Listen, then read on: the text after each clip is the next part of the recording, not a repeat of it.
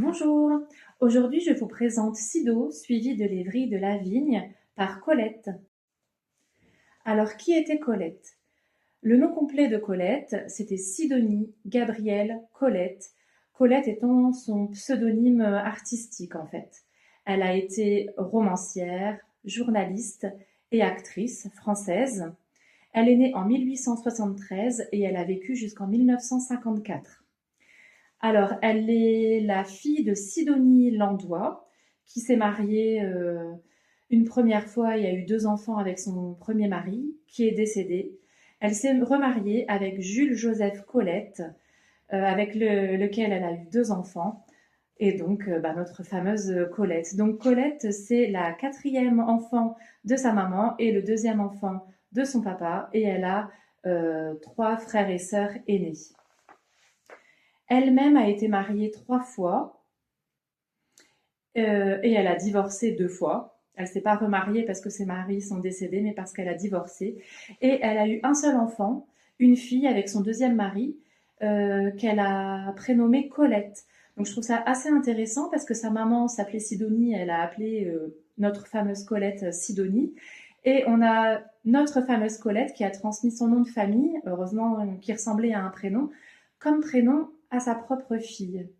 Voilà. Alors, Colette a été mariée 3 fois, mais ça ne l'a pas empêchée d'avoir d'autres relations pendant ses mariages et entre ses mariages, aussi bien avec des hommes qu'avec des femmes, parce qu'elle était ouvertement bisexuelle. Elle revendiquait sa bisexualité, c'était quelque chose de très connu à l'époque. Voilà, ça a été aussi une des premières femmes à adopter la coupe à la garçonne et à échanger ses robes contre des pantalons. Alors professionnellement, Colette a toujours voulu travailler pour ne pas être dépendante financièrement de ses maris. Donc elle a été romancière, elle a fait publier des romans, des recueils de nouvelles, ainsi que des correspondances qu'elle avait avec des membres de sa famille, des amis ou des relations intimes. Euh, Elle a aussi été journaliste. Elle a publié des billets, des reportages, des critiques musicales et littéraires dans des journaux. Elle a été directrice littéraire. Elle a été présidente du jury de la Renaissance, qui est un prix littéraire. En 1945, elle est la deuxième femme française à avoir été élue membre de l'Académie Goncourt, dont elle est devenue présidente en 1949. Et elle est aussi devenue présidente d'honneur du conseil littéraire de la Fondation Prince Pierre de Monaco. Elle a aussi été actrice, donc elle a joué son propre rôle dans un documentaire sur sa vie. Et elle a été artiste de music-hall où elle jouait donc des pantomimes dans un cabaret vêtue de tenues légères où elle a fait scandale en embrassant une de ses maîtresses sur la bouche sur scène en public. Le préfet de police a dû intervenir pour calmer la situation. Donc voilà, Colette, c'est quand même un sacré personnage qui a eu une vie personnelle, professionnelle, artistique bien remplie. Colette, c'était une grande dame de la littérature française, connue autant que Victor Hugo ou Voltaire, connue aussi bien en France qu'à l'étranger. Elle est la deuxième femme française à avoir reçu la Légion d'honneur. Et alors, elle a peut-être eu une vie un petit peu trop scandaleuse pour l'Église qui lui a refusé des funérailles religieuses, mais elle est la première femme française à avoir reçu des obsèques nationales. Voilà, donc c'était une sacrée personnalité, une sacrée femme. Alors maintenant, que dire de Sido suivi de l'Évry de la Vigne?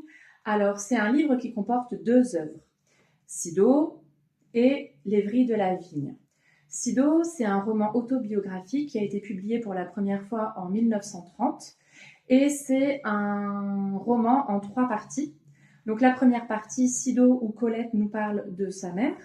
La deuxième partie, le capitaine où Colette nous parle de son père. Et la troisième partie, les sauvages où Colette nous parle de ses frères et sœurs. Et la deuxième œuvre, à la base, c'était des nouvelles que Colette a fait publier dans des revues de 1905 à 1907. Et en 1908, il y a eu donc un premier recueil, L'Évry de la Vigne, qui réunissait toutes ces nouvelles en un seul ouvrage. Au départ, le recueil contenait 18 nouvelles. Et dans les années 1930, il y a 5 nouvelles qui se sont ajoutées à ce recueil. Et donc, c'est celle qu'on retrouve aujourd'hui en annexe. Voilà, donc aujourd'hui, le recueil comporte 23 nouvelles. Et donc, les nouvelles de l'Évry de la Vigne comportent aussi des anecdotes sur la vie personnelle de Colette, où elle parle de son amour pour la nature, de son amour pour les vacances en baie de Somme, de son amour pour ses animaux, pour ses amis, pour la vie mondaine parisienne, pour ses maîtresses. Voilà, donc en fait, Sido, suivi de l'Évry de la Vigne, c'est une œuvre autobiographique qui nous permet d'en connaître encore plus sur Colette, sa famille, son environnement, sa personnalité.